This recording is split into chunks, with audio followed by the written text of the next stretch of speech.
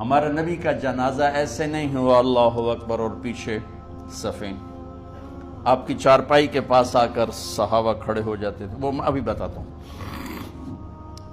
تو آپ نے فرمایا سب سے پہلے جبریل و میکائیل آ کر میرے اوپر درود و سلام پڑھیں گے، پھر اس کے بعد ساتوں آسمان کے فرشتے باری باری آئیں گے۔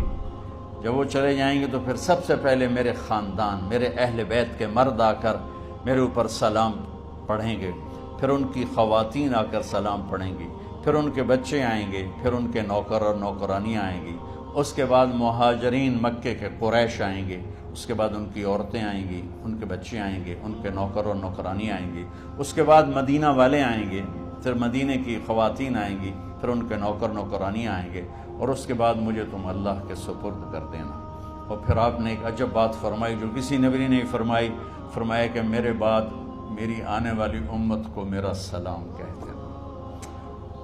اور انہیں کہنا کہ ان کے بعد جو آئیں ان کو بھی میرا سلام کہہ دینا۔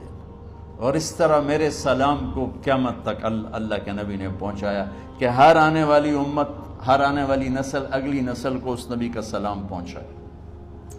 آپ کے جانے میں 5 دن باقی تھے، تو آپ نے فرمایا مجھے 7 کنوؤں کے پانی سے غسل کرواؤ۔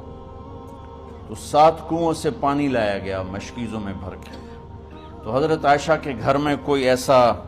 ٹب نہیں تھا جس میں بیٹھ کے وہ آپ نہا سکتے، تو حضرت حفصہ کے گھر سے ٹب منگوایا گیا،